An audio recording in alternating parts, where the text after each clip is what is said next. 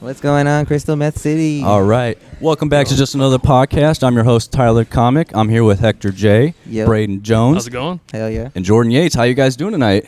Doing great. Feeling great. Doing well. I feel like with Jordan, it looks like we started to dress like we were the village people, and then we just gave up immediately after. I call pimp. Yeah. I get told to look like the cop from that group. No, you're the village guy people that have a buys pimp? the prostitute from the pimp. That's fair. And this is the prostitute. That or the drug dealer. Is it either one? Oh, yeah.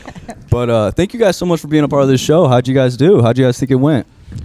I was going to let Jordan go first. Oh, me? I had a great time, man. They were good. fun with me. I'll tell you what. I'm not going to lie. The two comics before me were so hot, dude. Ebony was so good, and Larry was so good. Larry Green? Larry Green, bro. Larry Green really tore that up. I came in, and I was like, golly, I got to give 185% tonight. I got to catch up with that. I will say Ebony showed up later, so she would have been earlier in the set. So I think Brayden would have took that bullet instead of you because he would have had to follow her, but she was showing up late, so we kept pushing her back. And so it was it is, the show behind, scenes behind the show. But you guys all killed it. Like It went great. There was a lot of really good comics on the lineup.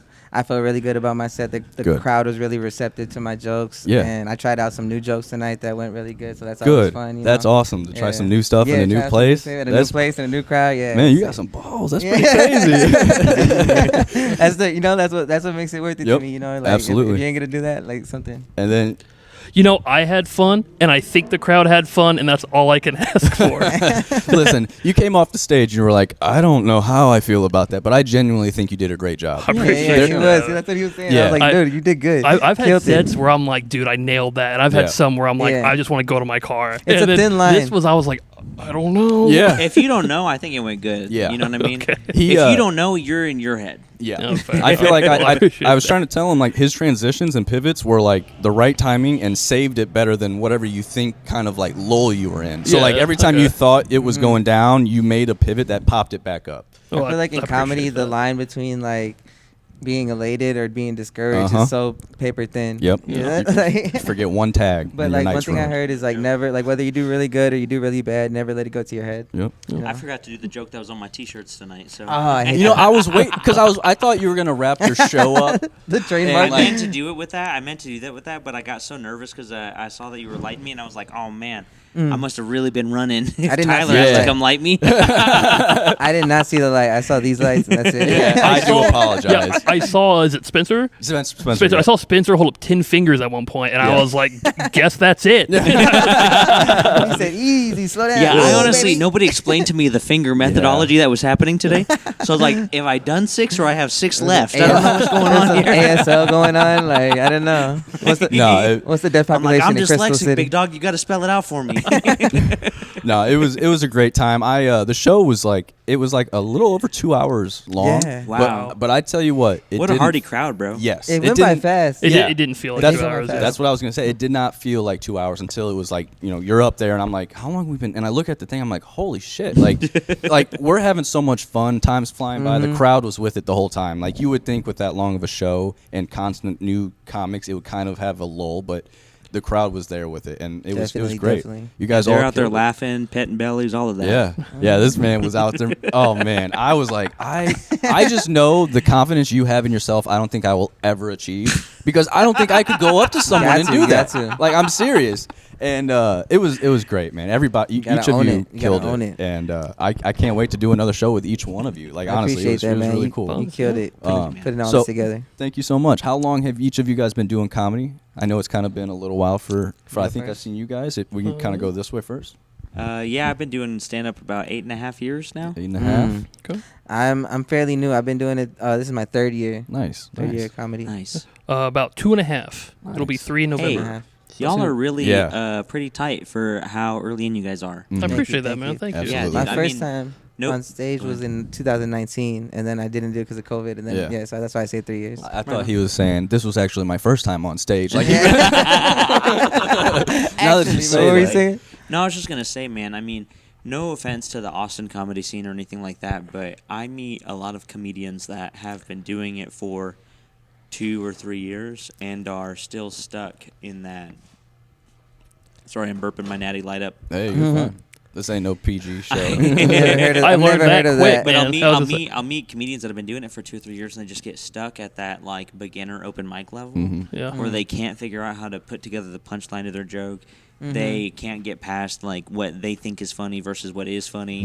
Right. You know what I mean? It's definitely like trial and error. And I feel like with open mics, sometimes like it's only comics in the audience. So I try to like my best to get in front of strangers. And like I said, like just like telling my sometimes some comics can laugh at the not funny stuff, and it hurts the comic because they think sometimes they're comics doing are well. laughing in their head, but they're thinking about their set at the same time, you know, or something. Not me. I'm always like, fuck this. I'm just kidding. I'm just kidding. Or like I'm like the biggest lover, bro. I'm the opposite of a hater. No, it's serious. Like seeing like different comedians doing it for so long and doing it for not as long of a time. It's really cool to connect with everyone and see kind of where they're at. Because you're from Austin, Texas, Chicago, Springfield, Missouri. So we're all coming here, bringing our own versions of jokes, and I mean this crowd was for it, and it was great. It was awesome. Oh, yeah. Definitely. Yeah. As a newer comic, I'm always looking like if there's people that have done it like longer than me, I'm always looking for advice and like mentorship from them. And so I have a mentor too with my comedy too. Hell He's yeah. been doing it for like 40 years too. I need a mentor, bro. Get a mentor, man. You got good teacher energy. Well, it's tough because You seem wise. You seem wise. Thank you, it's the Fu Manchu. It's just the mustache. Listen, I was gonna say the mustache. If you can commit to some facial hair, people believe Wise anything. mustache.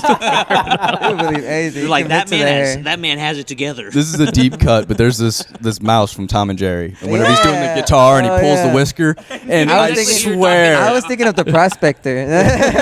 Yosemite Sam. Yeah. Or like But, from Tar Nation. My Toy Story biscuits 2. are burned. Toy Story 2. yeah. But with having a mentor, it's crazy because in the comedy scene, you come across some comics who have like an ego, or they'll see someone who's really funny and they won't work with them because they're intimidated. Instead of trying to get better, they think they're threatened by this other Mentorship will comic. definitely like challenge you. Like my mentor stresses the fact that I need to be clean. Oof. And that's very hard. That's tough. Like, yeah, because Well, he says It's like, tough, but if you can do it, you could probably there's do. money there. Like, There is. I will 100% second that. I have gotten, if having a clean set is what let me. Open doors for you, see? It really opened doors for me. First of all, because like a lot of times, especially when you're working at clubs, the headliner doesn't want you to do a lot of crowd work. The headliner doesn't want you to be dirty, because you got to like save that for the headliner sometimes. Yeah. I mean, just depending on who you're working with. Right. Who you're Not working in everybody's front of. like that. Yeah. Some people are pretty particular. Some about people that. require it. Some people require Some it. They're like, oh, it's clubs got to be require clean. it. Yeah. The Hyenas clubs in DFW and Albuquerque, they require all their openers to work clean. Wow. And so it's one of those things that it's like, at a certain point, you earn the right to say whatever you want to say. Right. But I think And let's that make it funny too. yes, but I think that also like a big part of like the learning curve of like becoming a comedian is like learning how to work for the crowd. Yeah. Like it's a service industry. Yes. We're in a service industry. Yeah, give them a show. Yeah, give them a show. That's what I always say too. I've been to an open mic where a comic is saying some words that what he's saying isn't bad, but how he's saying it cuts through the room like tension. Like he was saying a certain word that like you could have said Facial expressions. yeah, and the crowd doesn't know. I know if the he's- word gabagool. Yeah. Actually, it was no, I'm just playing. Oh, no. He just kept saying it, and everybody was like, "What is up?" different And he was factors. albino, which was crazy. But yeah, no, it's really cool. We're going to Indiana at the end of the month, and I'm a little yeah. nervous because I feel like that's a lot cleaner crowd Sometimes, work. yeah, it depends. Yeah. And I feel like I don't know how Sometimes. some of our jokes will translate there, so Depends that's kind what of part. I don't know. Gary might be. I'll tell you 2 things. So that part of the Midwest, people will laugh and they'll cover their mouths and laugh, and they'll laugh quietly. They'll go.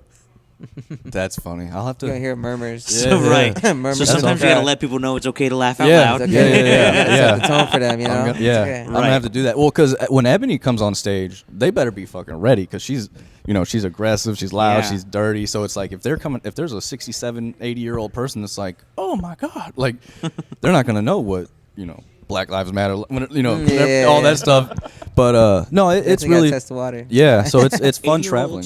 Don't know what Black Lives Matter is. That's why my grandma isn't racist. I work with a lot of 80-year-olds.